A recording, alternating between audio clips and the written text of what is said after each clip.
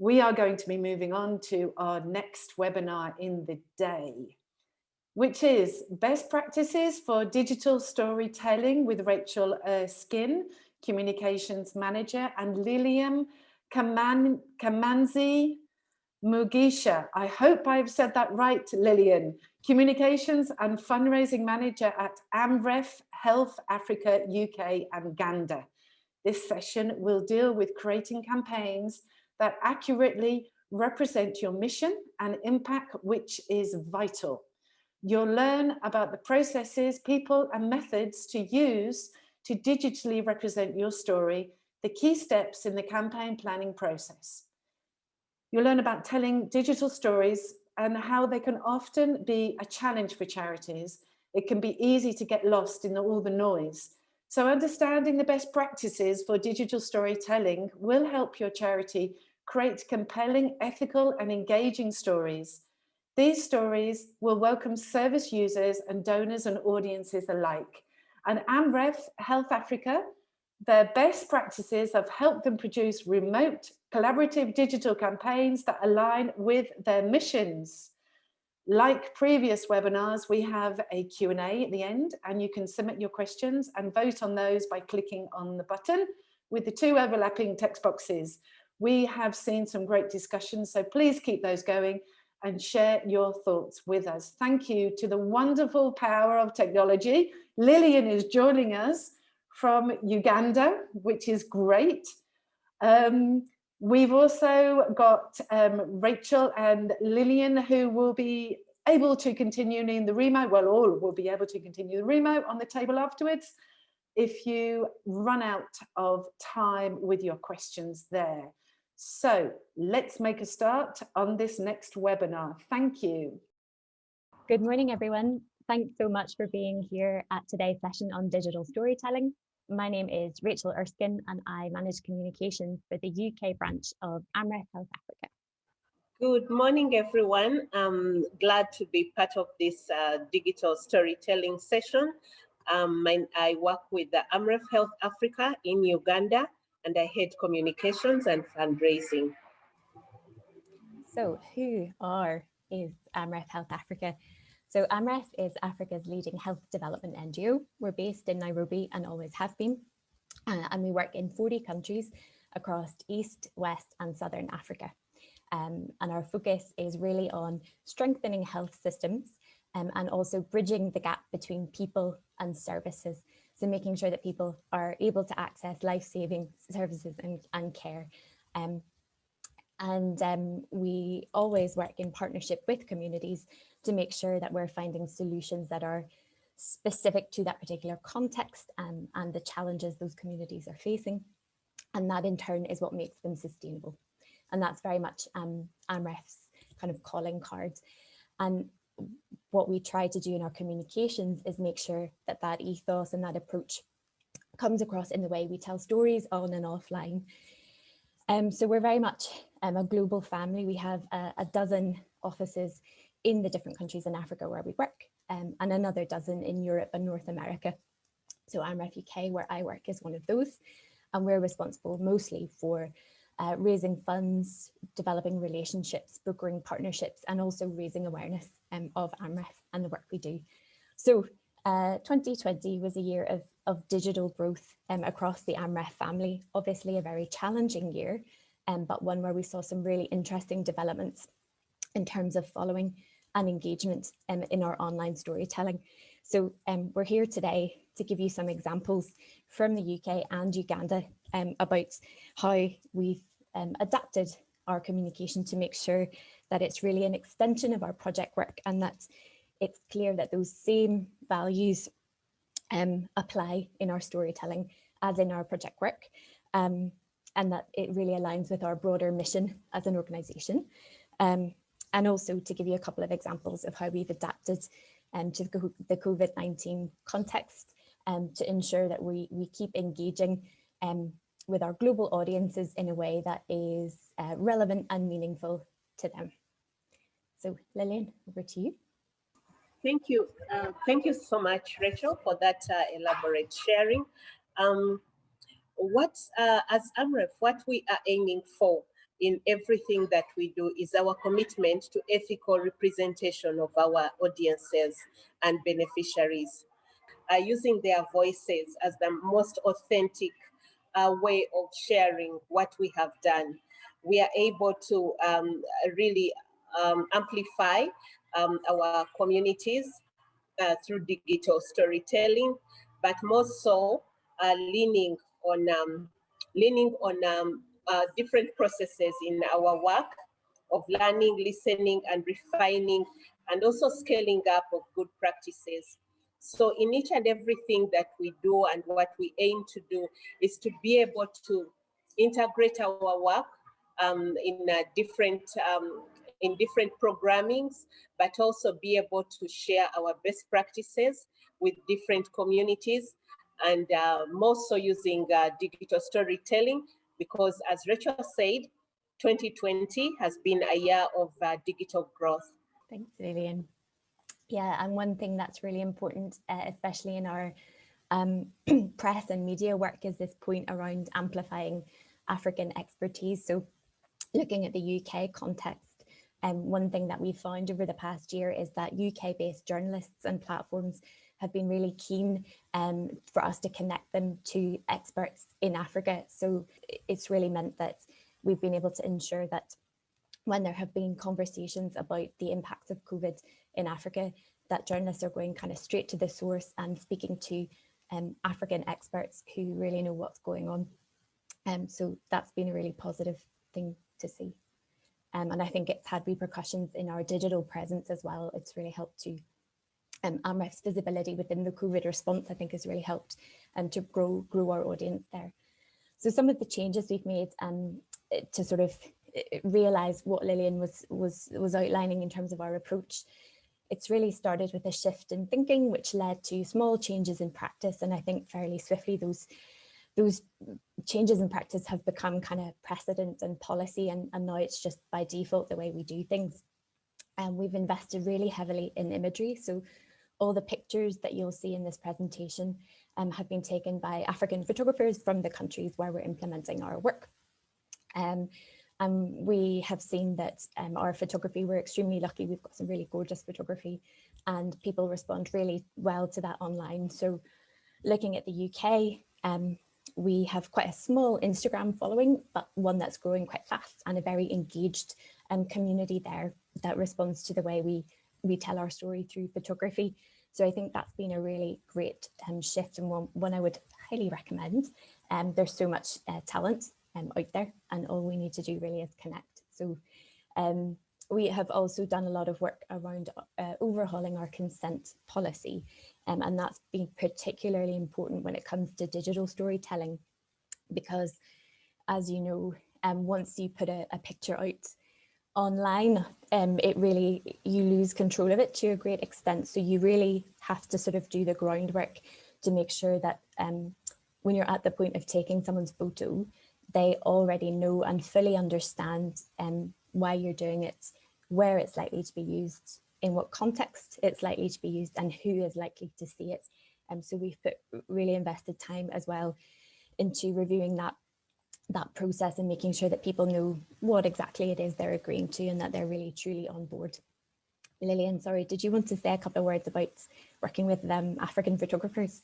I think one thing we have seen working with African photographers, there is that feel of ownership as they are documenting, because many of them have lived their life and have seen and heard what was happening. So when they try to depict it using photography, they take it with a whole feeling of ownership, and that has made our photography, our photographs, even as Amreth, the ones that we use, they speak volumes. Sometimes we do not need to talk for the photograph. We let the photograph say the talking. And this has really also enabled our local photographers improve their skills, because they also want to have their photographs used, but they also have to improve their skills, also have the right cameras that are able to get the best picture. But photographs now tell a lot of stories, and many of our local photographers are really taking on the mantle of telling the African story using photography. So as Amreth, we are also grooming photographers. We are giving them opportunities to really work with us. We take them for media excursions, and they are able to see what's on the ground and how we are doing, how we are integrating all our projects. And this has given them a sense of ownership as part of our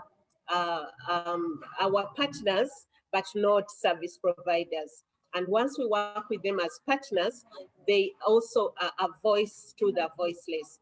And their platforms are many. You know, some of them have their own Instagram following, but then they are also very authentic, and they are able to use their platforms to also share our stories. So we are really, really excited about the new focus that the African photographers are taking, especially during this period of COVID. Many of them have gotten very innovative, and we are seeing more of their work out there. And they are able, even in the COVID situation where there's social distancing, a lot of lockdowns in different areas, they're still able to work with us to tell the story of the community. And that is something we have taken away from this period of COVID and lockdown. Thank you. Thanks. So as Lillian says, yeah, I think COVID has forced all of us to be a bit more innovative in terms of the way we're going about gathering content and telling stories. So I think we've seen a lot of NGOs pivot to more user-generated content. And that's great. And I hope it's something that certainly we will continue post-COVID, well, whatever shape that takes. But I think we have been producing content that is a bit more rough around the edges, a bit less polished. And ordinarily we might hesitate to share it because we feel that it's not quite ready. But actually it's got a really warm reception because it's timely, it's authentic, and it just feels more real. I guess without that sort of buffer of the editing process. So that's been really interesting, I think, and we've been really pleased to see our audience respond to that type of content. We've also been exploring participatory photography over the past couple of years. So we've done a pilot project in Ethiopia, and we have another couple lined up for this year in Tanzania and Kenya. And so those are also channels that we can use to sort of make sure people are more involved in the process of generating images. And again, this idea of ownership that Lillian has mentioned, that's really important. So they have more control over how they're depicted and how their stories are told. And I guess, yeah, another thing to say just is that because we are a sort of global network, and this year everybody has been really busy. And so I think it's improved the way we coordinate among ourselves. So we've really worked to develop a common bank of content, raw material that can be then tailored to different contexts. So if one office commissions a piece of photography, then the images will be uploaded to our online asset library and shared with the other offices who can use them in a way that's tailored to their markets and their contexts. And the same thing with video, we try and make sure that everybody gets a raw file and that they can edit, and then also making sure that we have time to translate any written content to different contexts. So yeah, this idea of the Amreth, which is a hashtag that we're trying to make happen, it's slowly taking off. Lillian, sorry, over to you for how we've used Twitter during COVID.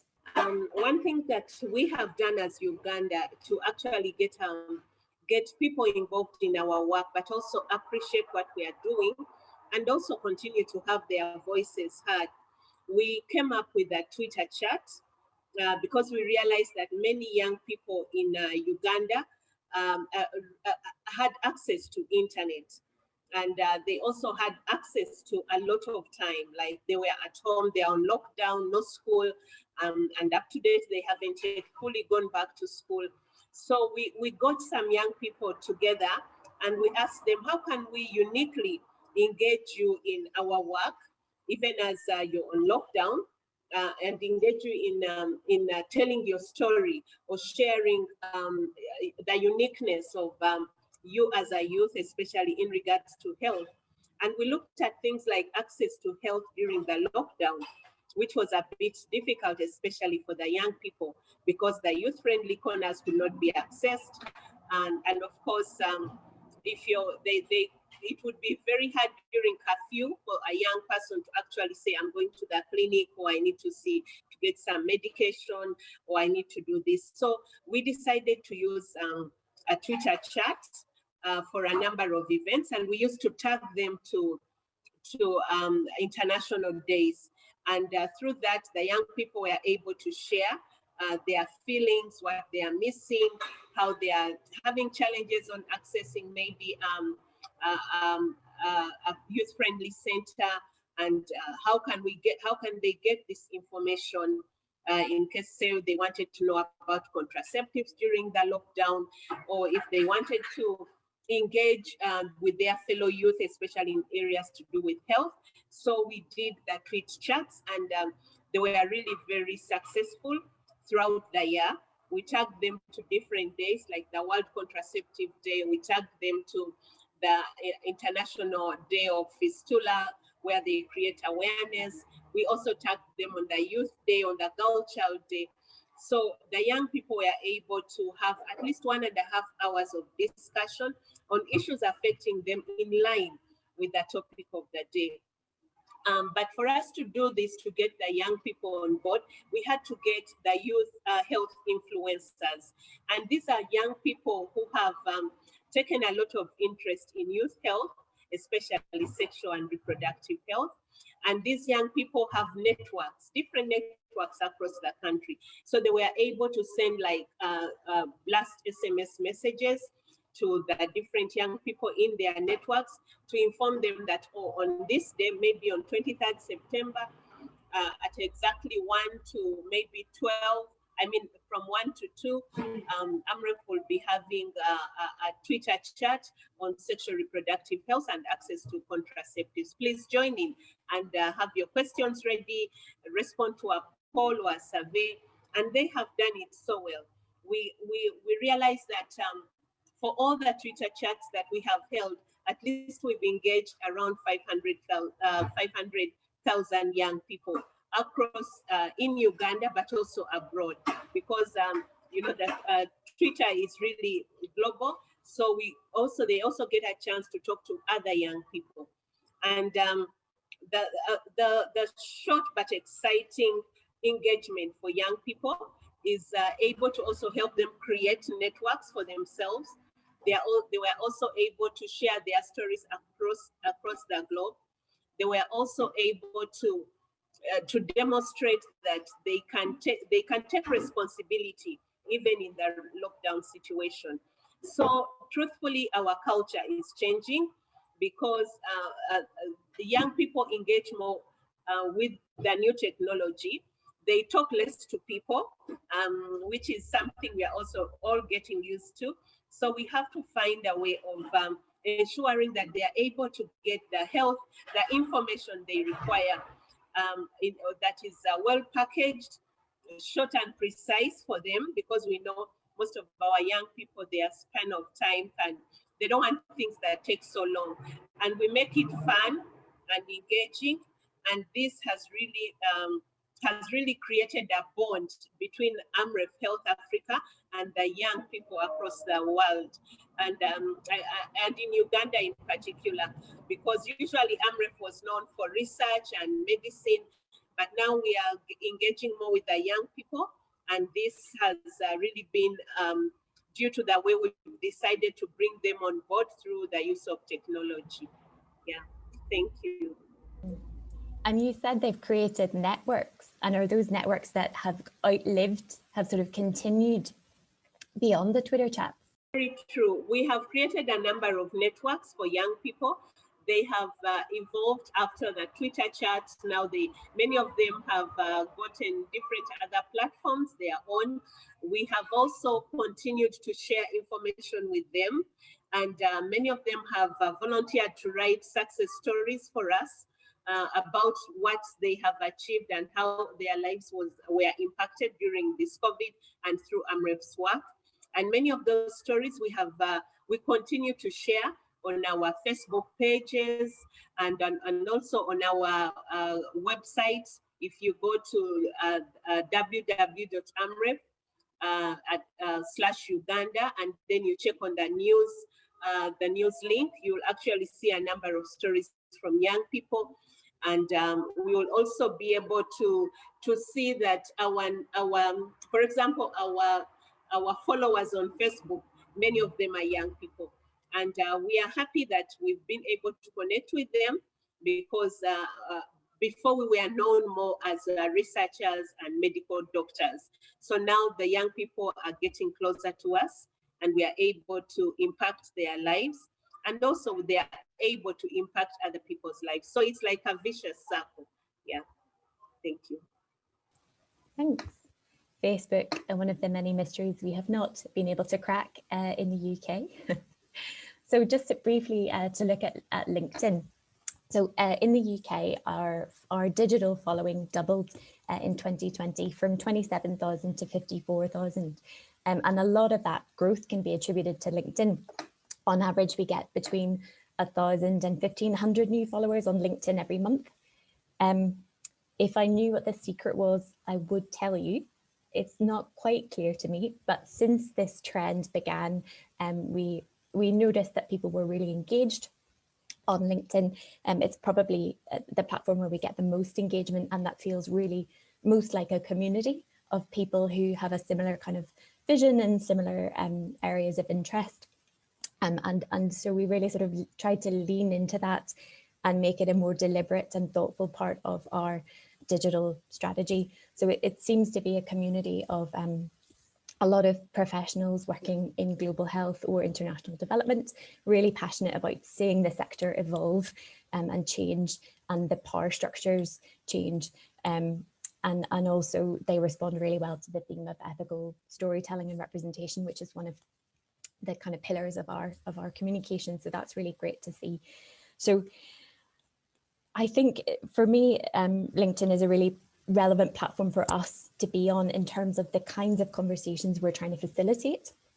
It feels to me like content has more room to breathe.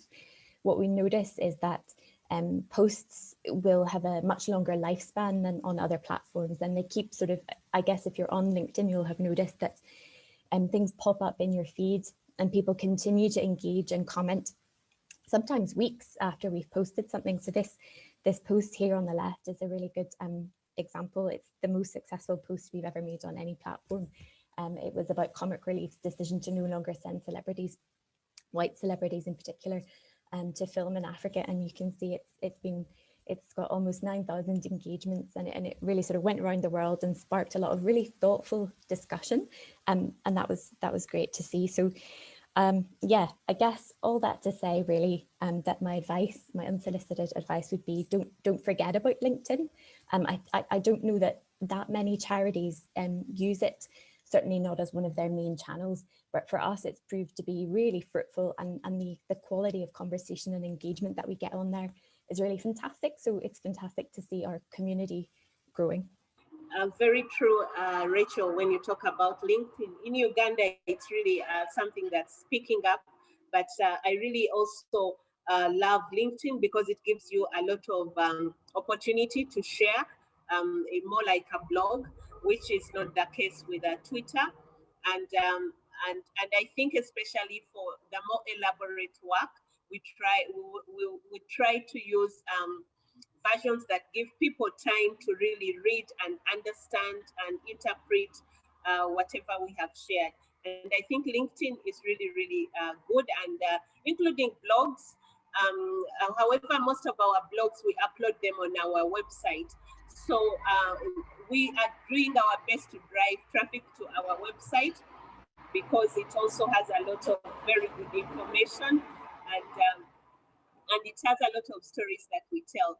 So in Uganda, one other thing that we've done, we realized that during lockdown, almost most young people and even adults were more glued to their televisions.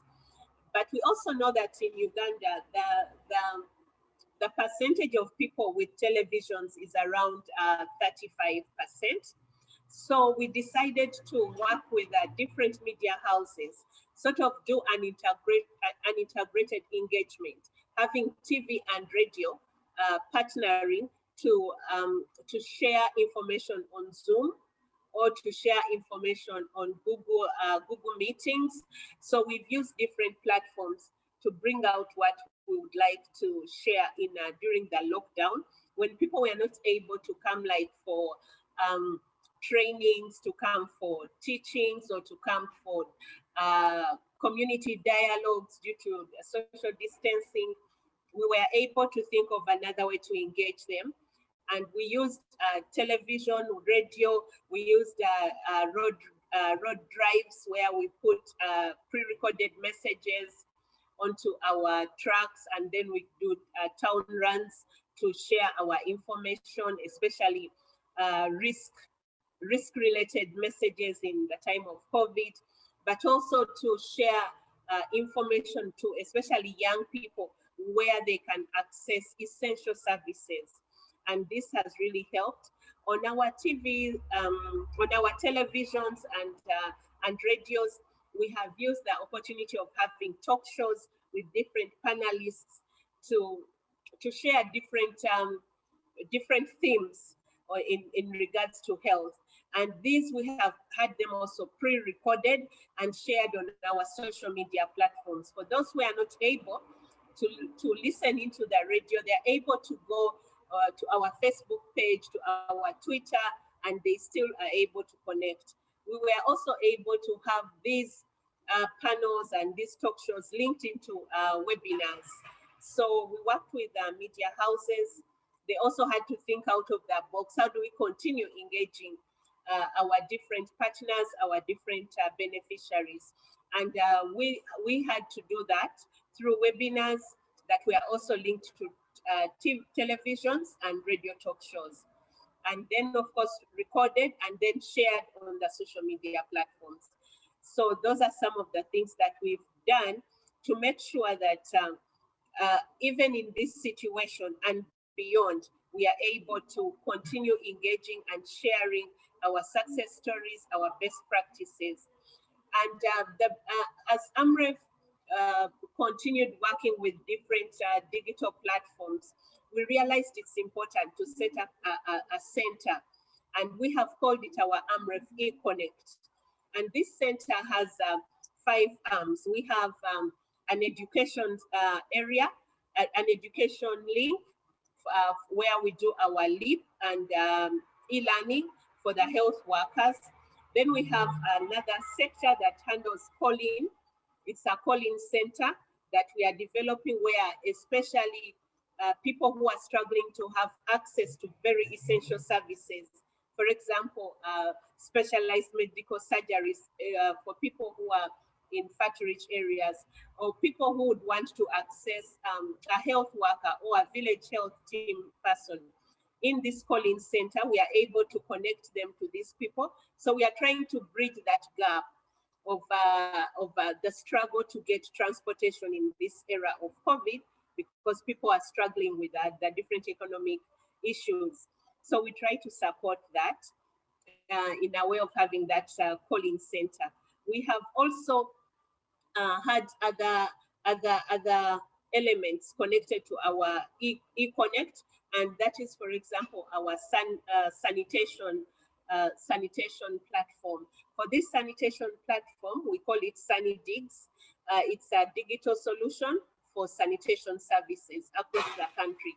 So people are able to log into that platform and ask for help from our local authorities.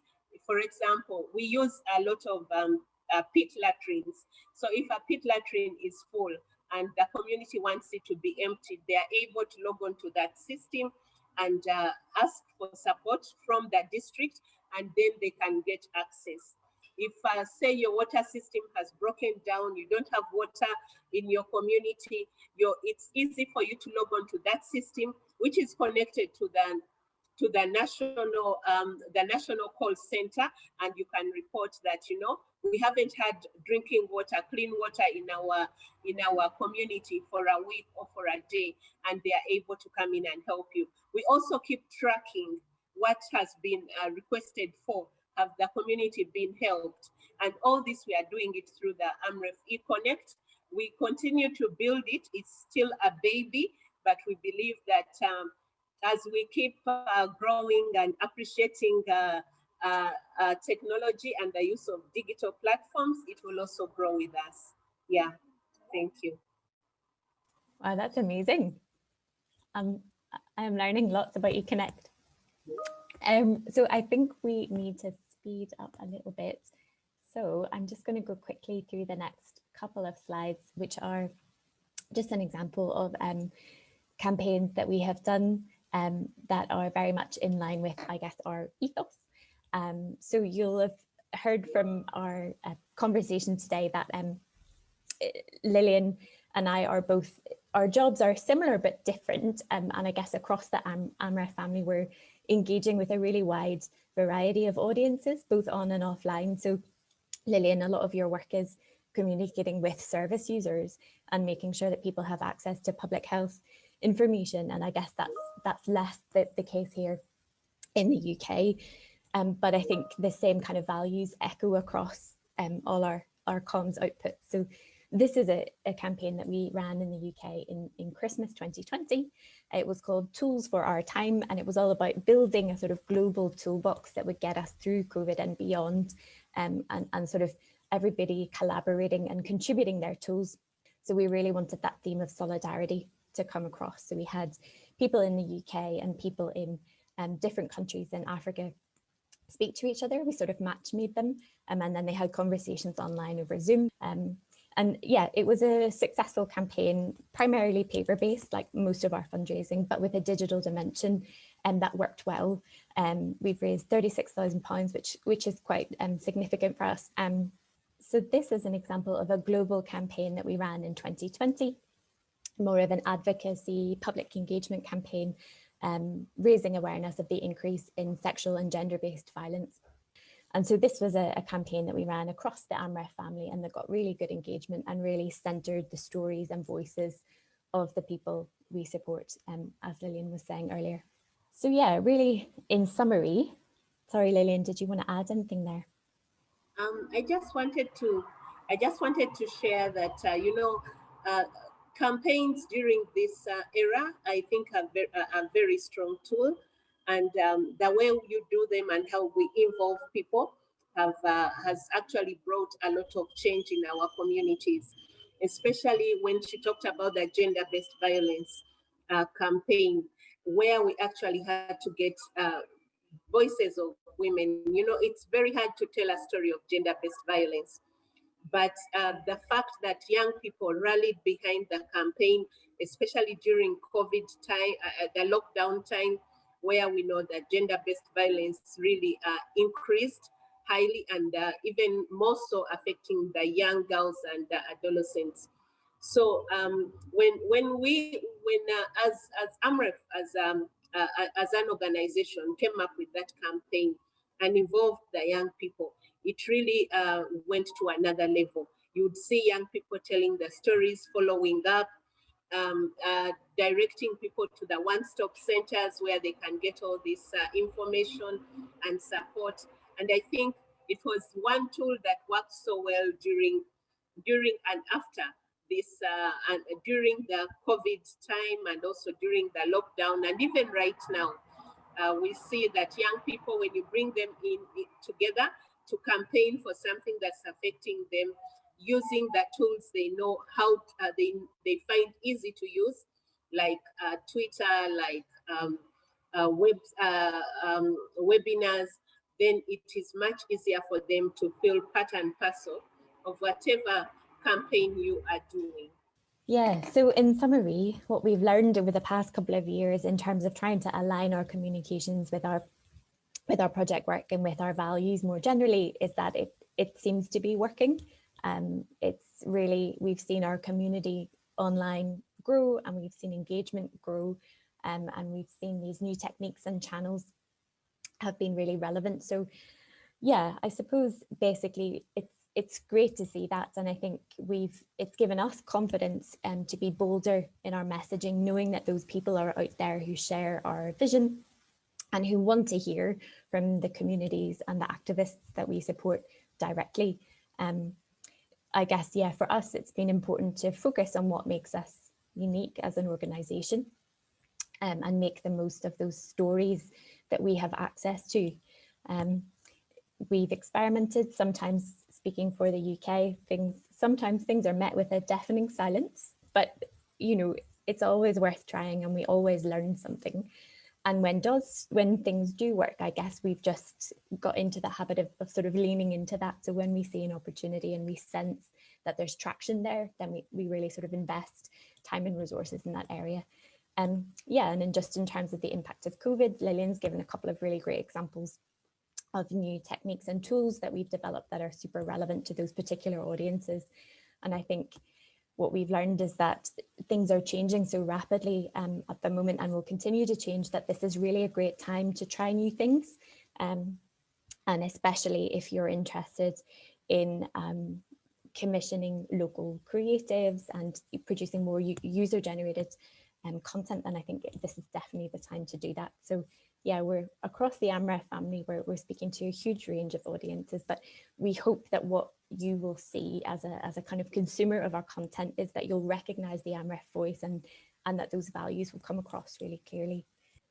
What I would like to add is that the era of the fireplace storytelling was our era. And today we've seen that many people prefer the digital fireplace storytelling. So Amreth is really focusing on telling our stories and telling the stories of the communities that we work with using the digital fireplace.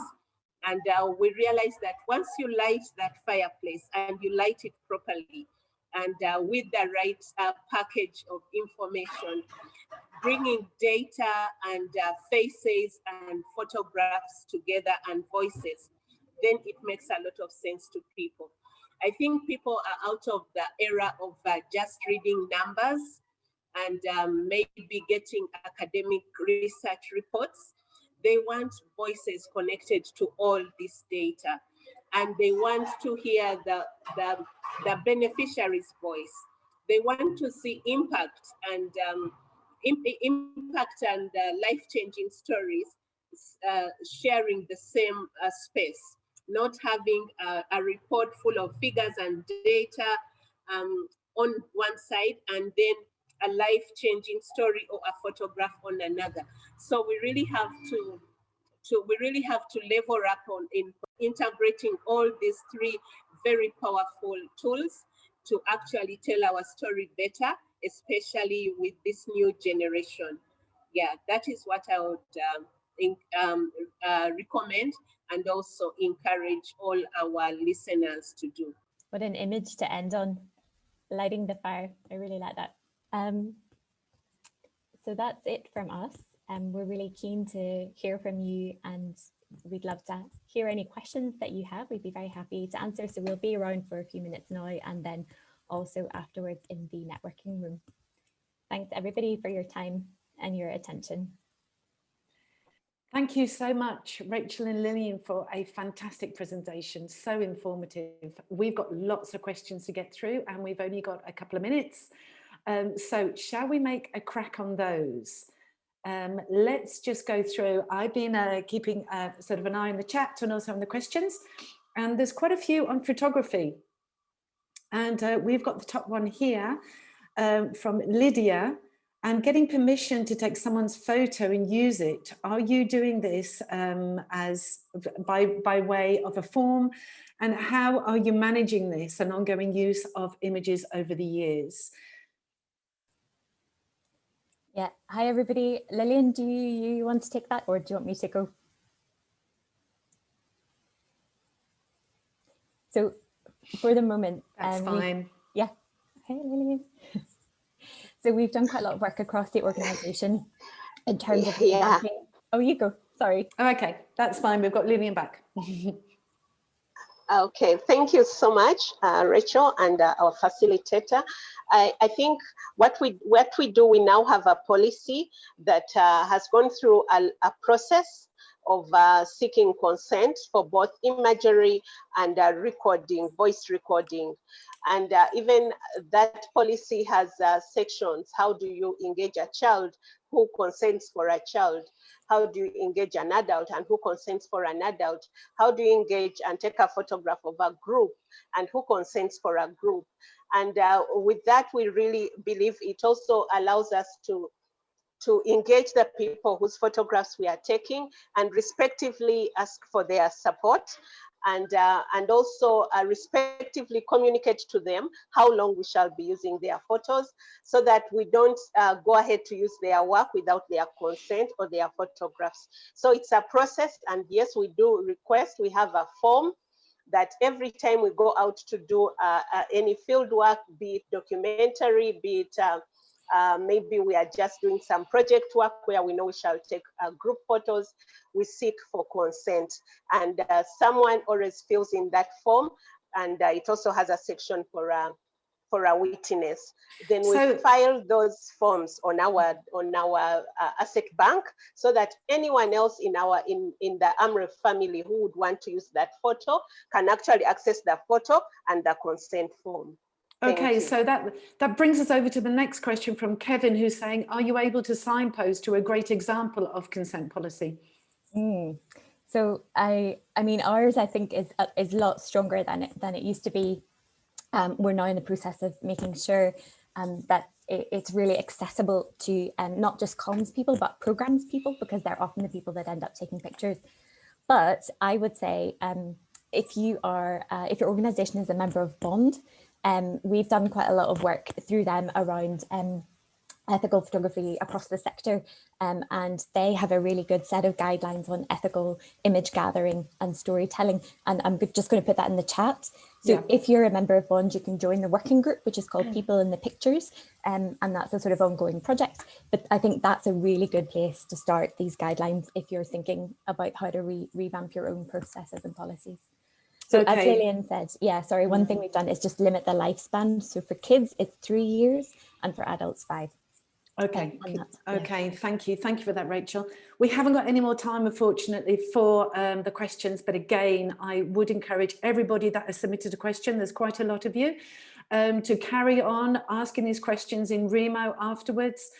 Just a quick reminder, the link can be found in the chat or the event hub, where you've got instructions. Or you can have a chat with your peers in Remo, and in this break time, you can just decide whether you want to build up that energy again, get yourself a drink, keep on watching, and enjoy an animated video of charity digital products, followed by the final song with our very own Joel. Thank you so much, Rachel and Lillian, once more. Thank you.